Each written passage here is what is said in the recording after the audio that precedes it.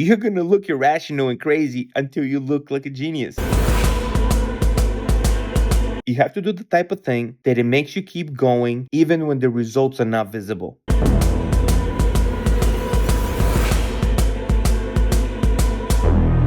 have to do what you love, even if the payout isn't immediate. Today, I want to talk about Marty Supreme and how that translates to me and you in everyday life. Timothee Charlamet is sort of like a dedicated actor. Just to give you an example, he used to go to parties before he was famous, acting like he was on acid, and people would think like, oh my god, this guy is coming to the party on acid and he's trying to be a big time actor. What is he thinking? Come to find out years later, he was never on acid. I don't know what he was doing, just like a gag or just a test, whatever, but it goes to show you the dedication of this dude to his craft. This movie, Marty Supreme, is about ping pong and the American hustle, really, like being a hustler. The movie is actually based on a real guy named Marty Reisman, who was the ping pong hustler, like a legit hustler. This guy used to go perform for soldiers overseas, and on the way back he used to smuggling gold bricks and Rolexes. That's a hustler. That's not a ping pong player, okay? Now back to Timothee Chalamet making Instagram posts and posting like a 20-minute video of them having a marketing meeting, but it's all a gag, really. It's hilarious. When I think Uncut Gems, Adam Sandler, Tiff, standing ovation, schwap. Imagine Marty Mauser, schwap. Now I'm going to screen share here. Is there a way to screen share on this? Do I have to be made the Yeah, host? if you just no. If you just go to the bottom, it should be. Are you guys seeing my screen? Yeah. Yeah. Yep. What's the brilliant stroke of genius Marty has in the movie where a white ball can't be seen against a white piece of paper? What color does he want to jump to? Orange. Yeah. Orange. But if we do straight orange, then we're literally just copping the vibe of Barbie. So how do we not just cop the vibe of Barbie? Hardcore orange, corroded orange. So this is the first thing I wanted to share. This is my visual artist. It took him 6 months to mock this up. Wow. Timothy, I just don't want to interject to make sure you're sharing the right thing. We're just seeing an orange square. Is that right, guys? Yeah. Yes. Yeah. I'm seeing it. Yeah. That's what you're sharing. Okay, great. Yeah, Yes. This is Okay. a very specific. I mean, I can make it a little bit bigger. Yeah. That's super pleasant. The type of person that's able to pull this off, obviously he has to be a good actor, right? But you also have to love the craft and everything about it, because just like when he was going to parties before he was famous and acting like he was on acid, it almost feels like they're letting him be him, the weird him, because it matches the Marty Supreme theme, if you will. It's because it's quirky and weird, and it fits. And the biggest reason why this is working is because he loves everything about what he's doing. It's not just about being in front of the camera and doing an amazing performance and calling it a day. He could have very easily done that. Actors have been doing that for a really long time, and let the marketing engine does what it does, right?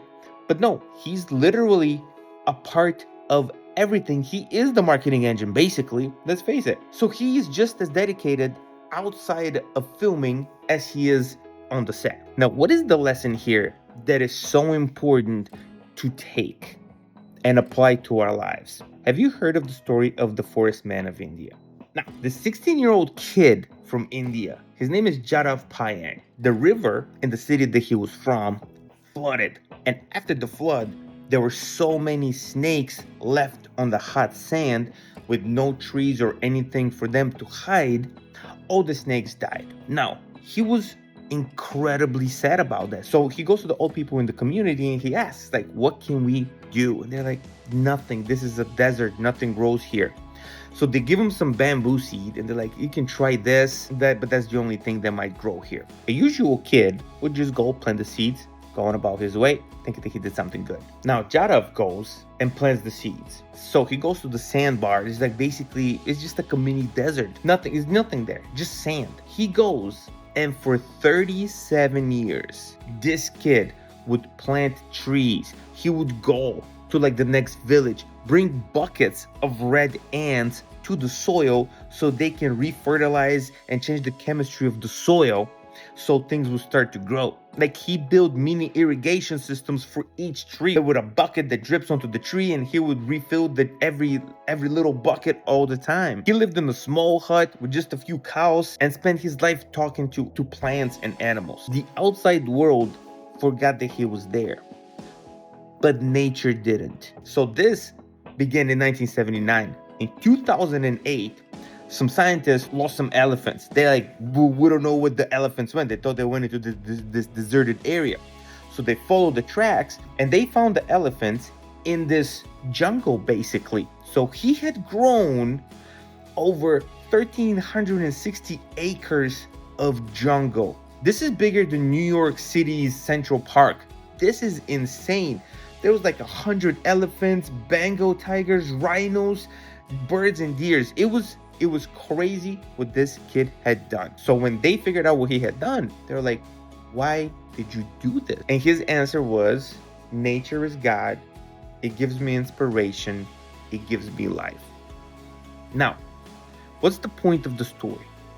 This kid, with no eyeballs on him, no payoffs, no payouts, no rewards, besides internal rewards, stayed and did something he loved every single day. Okay, now, coming back to Timothée Charlamet. Now, don't get me wrong, I'm not comparing directly. What I'm saying is, Timothée Charlamet doing what he does outside of the movie set for free because he loves it day in, day out, before he had eyeballs on him. Before he had the eyeballs, before he had the paychecks, before anything, he was doing that every single day, looking crazy. But now he gets to do what he loves for a lot of money. Now, what is the point here? Do something that you love to do every single day, because that will make you go further, harder and further than anybody else doing the same thing that doesn't have the love for it. Because you're gonna want to do it because it's you. You believe in it. You want to do it. That's you. That's what you want to do. These days, we want the immediate satisfaction, the immediate payout, or we discard this. Now, you have to do something that you love for a really long time. Actually, for a really long time. But when you love it, it doesn't seem like a long time because you can't wait to wake up and go do it. Like this kid in India, he couldn't wake up early enough. He was waking up at 3 a.m. He couldn't wake up early enough to go and plant a tree and bring ants over to his jungle, you know? That's the kind of thing that you need to find that drives you into who you really are. That's the answer. You have to do what you love, even if the payout isn't immediate. Don't get me wrong, you can do other things for money. That I'm not saying stay broke. That's not what I'm saying.